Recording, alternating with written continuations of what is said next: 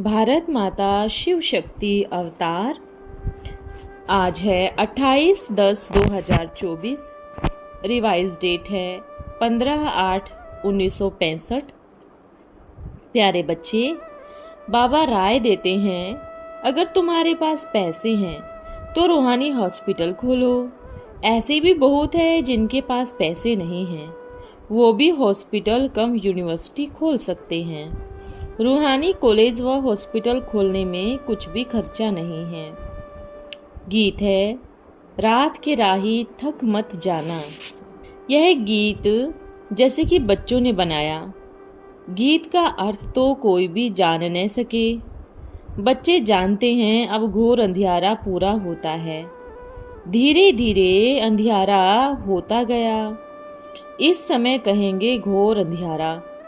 अभी तुम राही बने हो सोजरे में जाने के लिए, अथवा अपने शांतिधाम पियर घर में जाने के लिए। वो है पावन पियर घर और यह है पतित पियर घर। पतित पियर घर कहेंगे प्रजापिता ब्रह्मा का घर। प्रजापिता में जो प्यूं बैठा है उनको तुम बाबा कहते हो। यह तुमको पवित्र बनाए फिर अपने घर में ले जाते हैं। पिता वो भी है तो यह भी है। वो है निराकार, यह है साकार। बच्चे बच्चे कहने वाला बेहद के पिता के सिवाय और कोई हो न सके। बाबा ही कहते हैं, क्योंकि बच्चों को साथ में घर ले जाते हैं, पवित्र गुलगुल बनाकर और नॉलेज देकर। बच्चे समझते हैं पवित्र जरूर बनना है, बाबा को याद करना है और फिर सारे सृष्टि चक्र को याद करना है। इस ज्ञान से तुम एवर हेल्दी बनते हो। कोई कहते हैं हमारे लिए कोई सेवा हो तो बोलो। सेवा यही है, 3 पैर पृथ्वी देकर इसमें रूहानी हॉस्पिटल और रूहानी कॉलेज खोलो तो उन पर कोई बोझा भी नहीं पड़ेगा। इसमें मांगने की तो बात ही नहीं है। राय देते हैं, अगर तुम्हारे पास पैसे हो तो रूहानी हॉस्पिटल खोलो। ऐसे भी बहुत है जिनके पास पैसे नहीं हैं, वो भी हॉस्पिटल कम यूनिवर्सिटी खोल सकते हैं। आगे चल तुम देखेंगे बहुत हॉस्पिटल खुल जाएगी। तुम्हारा नाम अविनाशी सर्जन लगा हुआ है। रूहानी सर्जन और प्रोफेसर रूहानी कॉलेज व हॉस्पिटल खोलने में कुछ भी खर्चा नहीं। मेल अथवा फीमेल दोनों रूहानी सर्जन अथवा प्रोफेसर बन सकते हैं। आगे फीमेल नहीं बनती थी। व्यवहार कार्य पुरुषों के हाथ में थे, आजकल माताएं निकली है। तो अब तुम भी यह रूहानी सर्विस करती हो, ज्ञान की चटक लगी हुई हो। फिर किसको समझाना बड़ा सहज है। घर पर बोर्ड लगा दो, कोई बड़ी हॉस्पिटल कोई छोटी भी होती है। अगर देखो बड़ी हॉस्पिटल में ले जाने जैसा पेशेंट है तो बोलना चाहिए, चलो आपको बड़ी हॉस्पिटल में ले चले, वहाँ बड़े बड़े सर्जन हैं। छोटे सर्जन बड़े सर्जन के लिए राय देते हैं, फिर समझते हैं यह मरीज ऐसा है जिसको बड़ी हॉस्पिटल में ले जाना चाहिए, ऐसी राय देते हैं। तो ऐसे सेंटर खोल, बोर्ड लगा दो तो मनुष्य वंडर खाएंगे। यह तो कॉमन समझने की बातें हैं। कलयुग के बाद सतयुग जरूर आना है। भगवान परम पिता परमात्मा नई दुनिया स्थापन करने वाला है। ऐसा बाबा मिल जाए तो क्यों ना हम वर्षा लेवे। मन वचन कर्म से भारत को सुख देना है। सो भी रूहानी मनसा अर्थात याद और वचन तो सुनाते ही हो। मन मना भव मध्य जी भव। बाबा को और वर्षे को याद करो। 2 अक्षर हुए ना। वर्षा कैसे लिया फिर कैसे गवाया, यह है चक्र का ज्ञान। बड़ी सहज बात है। बुढ़ियों को भी शौक होना चाहिए, बोलना चाहिए हमको सिखलाओ। बूढ़ी बूढ़ी माताएं भी ऐसे समझा सकती हैं। जो और कोई विद्वान पंडित समझा न सके तब तो नाम बाला करेंगे। चित्र भी बहुत सहज है, कोई की तकदीर में नहीं है तो पुरुषार्थ करते नहीं हैं। सिर्फ ऐसे नहीं समझना कि मैं तो बाबा की हो गई, वो तो आत्माएं बाबा की ही है। आत्माओं का पिता परम पिता है।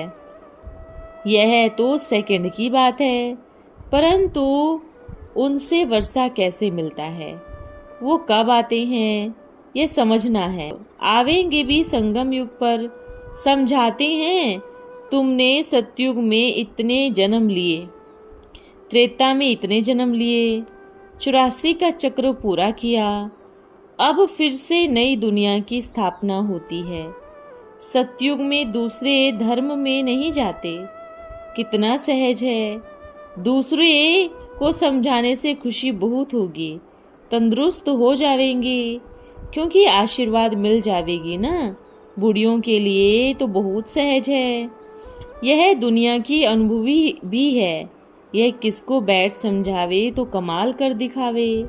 सिर्फ बाबा को याद करना है और बाबा से वर्षा लेना है। जन्म लिया और मुख से मम्मा बाबा कहना निकलता है। तुम्हारे तो ऑर्गन्स बड़े हैं ना, तुम तो समझ और समझा सकती हो। बूढ़ियों को बहुत शौक होना चाहिए। हम बाबा का नाम तो बाला करें और बहुत मीठा बनना है। मोह ममत्व निकल जाना चाहिए, बनना तो है ही, बाकी 2-4 रोज जीना है। तो क्यों ना हम एक से बुद्धि योग रखें, जो भी समय मिले बाबा की याद में रहे और सब तरफ से ममत्व मिटा दे। 60 बरस के जब होते हैं तो फिर वानप्रस्थ लेते हैं, वो तो बहुत अच्छा समझते हैं। नॉलेज धारण कर फिर दूसरों का भी कल्याण करना है। अच्छे अच्छे घर की बच्चियां ऐसे पुरुषार्थ कर घर में बैठ समझाए तो कितना नामाचार निकाले। पुरुषार्थ कर सीखना चाहिए, शौक रखना चाहिए। यह नॉलेज बड़ी वंडरफुल है। बोलो देखो, अभी कलयुग पूरा होता है, मौत सामने खड़ा है। कलयुग के अंत में ही बाबा आकर स्वर्ग का वर्षा देते हैं। कृष्ण को बाबा नहीं कहेंगे, वह तो छोटा बच्चा है। उनको यह सतयुग का राज्य कैसे मिला? जरूर पास जन्म में ऐसे कर्म किया होगा। मनुष्य तो कुछ भी नहीं समझते। तुम बच्चे समझ सकते हो, बरोबर इन्होंने पुरुषार्थ से यह प्रारब्ध बनाई। कलयुग में पुरुषार्थ किया है, सतयुग में प्रारब्ध पाई है। वहां तो पुरुषार्थ कराने वाला कोई गुरु गोसाई होता ही नहीं। तो सतयुग त्रेता की इतनी जो प्रारब्ध मिली है, जरूर ऊंचे ते ऊंच परम पिता परमात्मा मिला, जो ही गोल्डन सिल्वर एज का मालिक बनाते हैं और कोई बना न सके। जरूर परम पिता परमात्मा शिव बाबा ही मिला है। लक्ष्मी नारायण खुद तो नहीं मिलेंगे, ऐसे भी नहीं ब्रह्मा व शंकर मिला, नहीं, भगवान मिला। वो है निराकार। भगवान के सिवाय तो कोई है नहीं जो ऐसा पुरुषार्थ कराए। भगवान वाच, मैं तुम्हारी प्रारब्ध फर्स्ट क्लास बनाता हूँ। यह आदि सनातन देवी देवता धर्म की स्थापना होती है। स्थापना यहाँ ही करनी है। करने वाला एक ही शिव बाबा है, और जो धर्म स्थापन करते हैं वो तो एक दो के पिछाड़ी आते रहते हैं। धर्म स्थापन करने वाले प्रारब्ध बना जाते हैं। बाबा को तो अपनी प्रारब्ध नहीं बनानी। अगर प्रारब्ध बनाए तो फिर उनको भी पुरुषार्थ कराने वाला चाहिए। शिव बाबा कहते हैं, मुझे कौन पुरुषार्थ कराएगा, मेरा पाठ ही ऐसा है। मैं बादशाही नहीं करता हूँ, यह ड्रामा बना हुआ है। बाबा कहते हैं, बच्चे मैं तुमको सभी वेदों शास्त्रों का सार समझाता हूँ। यह सब है भक्ति मार्ग। अब भक्ति मार्ग पूरा होता है, वो है उतरती कला। अब तुम्हारी होती है चढ़ती कला। कहते हैं चढ़ती कला सबका भला, सभी मुक्ति व जीवन मुक्ति को पा लेते हैं। फिर पीछे सभी 16 कला से उतरते उतरते 9 कला में आना है। ग्रहण लग जाता है ना, ग्रहण थोड़ा थोड़ा होकर लगता है। यह तो है बेहद की बात। अभी तुम संपूर्ण बनते हो, फिर त्रेता में 2 कला कम हो जाती है, थोड़ा कला बन जाते हैं। इसलिए पुरुषार्थ सतयुग की राजाई लिए करना चाहिए, कम क्यों लेवे। परंतु सभी तो इम्तिहान पास कर नहीं सकते, तो 16 कला संपूर्ण बने। बच्चों को पुरुषार्थ करना और कराना है। इन चित्रों पर बहुत अच्छी सर्विस हो सकती है। बड़ा क्लियर लिखा हुआ है। बोलो बाबा स्वर्ग की रचना रचते हैं, तो फिर हम नरक में क्यों पड़े। यह पुरानी दुनिया नरक है ना, इसमें दुख ही दुख है। फिर जरूर नई दुनिया सतयुग आना चाहिए, सतयुग को जरूर आना है। बच्चे निश्चय बुद्धि है, यहाँ अंधश्रद्धा की बात नहीं। कोई भी कॉलेज में अंधश्रद्धा होती नहीं। एम ऑब्जेक्ट सामने खड़ा है। उन कॉलेजों में इस जन्म में पढ़ते हैं, इस जन्म में ही प्रारब्ध पाते हैं। यहाँ इस पढ़ाई की प्रारब्ध विनाश के बाद दूसरे जन्म में तुम पाएंगे। देवताएं कलयुग में आ न सके। बच्चों को समझाना बड़ा सहज है। चित्र भी बड़े अच्छे बनवाए हुए हैं। 6/8 का बड़ा चित्र, त्रिमूर्ति गोला कोई बड़े स्टेशन पर रखा हुआ हो, जो बहुत लोग देखेंगे। यूं तो झाड़ भी बहुत अच्छा है। क्रिश्चियन लोग भी झाड़ को मानते हैं, खुशी मनाते हैं। अपने नेशन की सबका अपना अपना पार्ट है ना। यहाँ भी जानते हो भक्ति आधा कल्प होनी है। इसमें यज्ञ तप तीर्थ आदि सब होता है। बाबा कहते हैं मैं इनसे नहीं मिलता हूँ। जब तुम्हारी भक्ति पूरी होती है, एंड होती है, तब मैं आता हूँ। आधा कल्प है ज्ञान, आधा कल्प है भक्ति। झाड़ में क्लियर लिखा हुआ है। सिर्फ चित्र को बिगर लिखत उस पर भी अच्छी रीति समझा सकते हो।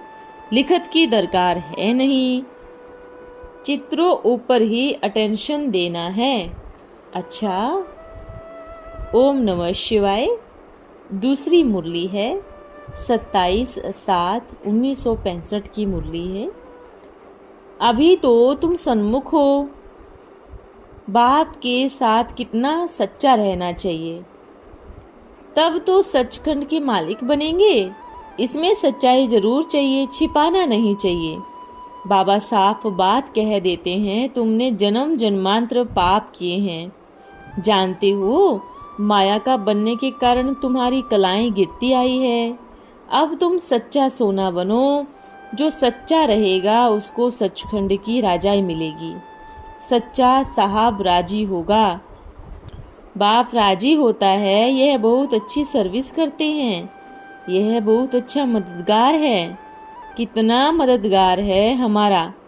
कहते हैं बच्चे घर घर में हॉस्पिटल कॉलेज खोलते जाओ, बाबा का परिचय देते जाओ, तो बिचारों का कल्याण हो जाएगा। बहुत बच्चे हैं जो अपने घर में क्लास चला रहे हैं। ब्राह्मणी की क्या दरकार है। मुरली से तुम पढ़ते हो। ब्राह्मणी तुम भी हो ना। तुम ऐसे क्यों समझते हो कि हम ब्राह्मणी बिगर समझा नहीं सकते।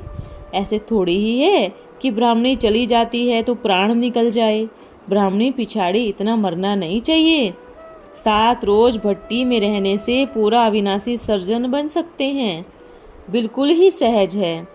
अच्छा, कोई सेंटर से ब्राह्मणी चली आई तो क्या इतना दिन जो सुना है सो दूसरे कान से निकल गया, जो तुम सेंटर नहीं चला सकते। बाबा समझते हैं डल हेड बुद्धि है, अपनी आबरू गवाते हैं।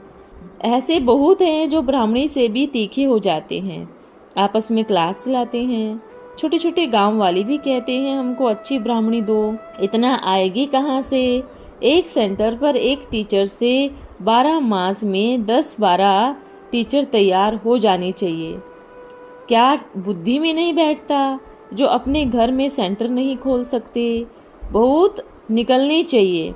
देखने में आता है बड़े सयाने हैं, घर में सेंटर खोल सकते हैं, बोर्ड लगा देना है, परिचय देना है, समझाना है। बरोबर बाबा से तो स्वर्ग का वर्षा मिला था, फिर से अब मिल रहा है। बड़ी बात तो है नहीं। प्रजापिता ब्रह्मा और शिव के परिचय से पता पड़ता है कि ब्राह्मणी तो ठीक है। प्रजापिता होने से जैसे मोहर लग जाती है, सब जानते हैं यह पिता है, बरोबर रचना रचते हैं। नाम भी त्रिमूर्ति ब्रह्मा है ना, ब्राह्मण जरूर चाहिए। फिर विष्णु से देवताएं भी चाहिए, बरोबर ब्राह्मण से देवता बनते हैं। बाकी शंकर का कोई काम होता नहीं, वह न ब्राह्मण है न देवता है। बाकी तब क्या है, बस आंख खोली विनाश कर देना, इसलिए निमित्त रखा है। यह काम शंकर का है, हम थोड़ी ही कुछ करते हैं।